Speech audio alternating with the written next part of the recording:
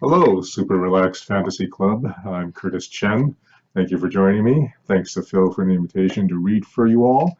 I am a science fiction author here in the US in the Pacific Northwest near Portland, Oregon. And I'm the author of Waypoint Kangaroo and Kangaroo Too, and also this collection of flash fiction. All are available from the internet.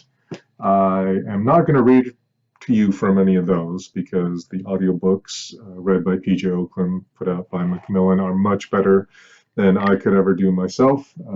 Check them out if you're interested in funny science fiction spy thrillers. Yeah. All right. What I am going to read for you is something that appeared on the internet toward the end of 2017. And if you have not heard of this, I am happy to share it with you and brighten your life. If you have, I'm happy to remind you of the good things that are still possible in the world. There's a bit of background here. There's a group called Botnik Studios. They do interesting things with AI. Fun things where they use predictive text. So they will take a corpus of work. For example, all episodes of the X-Files and feed that into a machine learning algorithm and then produce a new original script of the X-Files based on what the X-Files seems to have been, based on what words appear and what order they appear in. So if you've seen these word cloud graphics on the internet, it's kind of like that, except like the predictive text on your phone, it also tries to imagine, okay, you just typed two. I think the next word is going to be the, or a, or something like that. Now, if you type a name, it's going to guess what the word after that name will be, all that sort of thing. You've probably seen this on Twitter. This is slightly more sophisticated, and what I'm going to read to you is something that they did toward the end of 2017. And they took all 7 books of the Harry Potter series and ran it through their algorithms and generated a new chapter of a heretofore unseen Harry Potter book entitled Harry Potter and the Portrait of What Looked Like a Large Pile of Ash. And they've done up some graphics here. Just for fun, this is a parody, so protected under fair use. I apologize if I drift into any weird accents while I'm reading this. It's for effect. Right, so this is Harry Potter and the Portrait of What Looked Like a Large Pile of Ash, Chapter 13, The Handsome One. The castle grounds snarled with a wave of magically magnified wind. The sky outside was a great black ceiling, which was full of blood. The only sounds drifting from Hagrid's hut were the disdainful shrieks of his own furniture. Magic! It was something that Harry Potter thought was very good. Leathery sheets of rain lashed at Harry's ghost as he walked across the grounds toward the castle. Ron was standing there and doing a kind of frenzied tap dance. He saw Harry and immediately began to eat Hermione's family. Ron's Ron shirt was just as bad as Ron himself. "If you two can't clump happily, I'm going to get aggressive," confessed the reasonable Hermione. "What about Ron magic?" offered Ron. To Harry, Ron was a loud, slow, and soft bird. Harry did not like to think about birds. "Death Eaters are on top of the castle!" Ron bleated, quivering. Ron was going to be spiders. He just was. He wasn't proud of that, but it was going to be hard to not have spiders all over his body after all was said and done. "Look," Hermione said, "obviously there are loads of Death Eaters in the castle. Let's listen in on their meetings." The 3 complete friends zapped onto the landing outside the door to the castle roof. They almost legged it, but witches are not climbing. Ron looked at the doorknob and then looked at Hermione with searing pain. "I think it's closed," he noticed. "Locked," said Mr. Staircase, the shabby-robed ghost. They looked at the door, screaming about how closed it was and asking it to be replaced with a small orb. The password was "Beef Women!" Hermione cried. Harry, Ron, and Hermione quietly stood behind a circle of Death Eaters who looked bad. "I think it's okay if you like me," said one Death Eater. "Thank you very much," replied the other.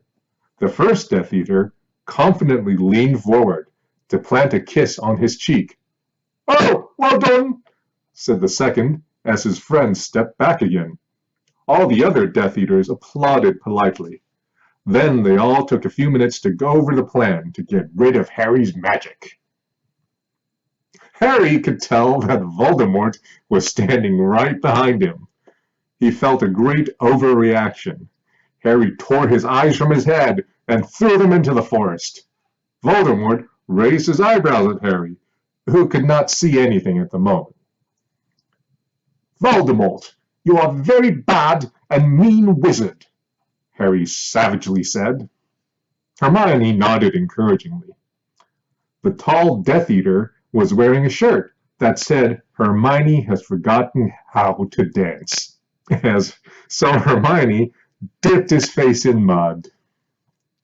Ron threw a wand at Voldemort, and everyone applauded. Ron smiled.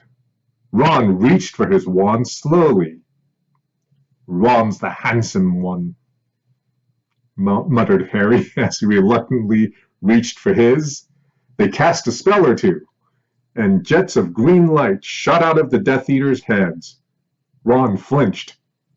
"Not so handsome now," thought Harry as he dipped Hermione in hot sauce. The Death Eaters were dead now, and Harry was hungrier than he had ever been.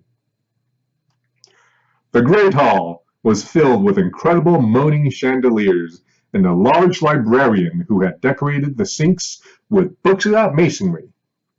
Mountains of mice exploded. Several long pumpkins fell out of McGonagall. Dumbledore's hair scooted next to Hermione as Dumbledore arrived at school. The pig of Hufflepuff pulsed like a large bullfrog. Dumbledore smiled at it and placed his hand on its head. "You are Hagrid now." "We're the only people who matter. He's never going to get rid of us," Harry, Hermione, and Ron said in chorus. The floor of the castle seemed like a large pile of magic.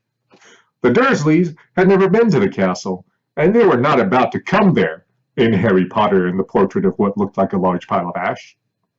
Harry looked around and then fell down the spiral staircase for the rest of the summer. "I'm Harry Potter!" Harry began yelling. "The dark arts better be worried! Oh boy!" That is Chapter 13 of Harry Potter and the Portrait of What Looked Like a Large Pile of Ash. The last thing I want to share related to this delightful thing is that an artist on Twitter, Megan Nicole Dong, Sketch Shark on Twitter, then proceeded to illustrate some of the more memorable passages. For instance, this was Ron being a loud, slow, soft bird, which Harry does not like to think about. And, of course, Ron's Ron shirt, just as bad as Ron himself. Dipping Hermione in hot sauce. And, of course, beef women. That's Sketch Shark, Megan Nicole Dong. On Twitter, she has a book out, Sharky Malarkey. She is also, I swear this is true, working now on an animated musical comedy for Netflix called Centaur World. So we all have that to look forward to. I am Curtis Chen. This has been Super Relaxed Fantasy Club. Thank you for sticking around till the end of this nonsense. Stay home, stay safe. Have a good one.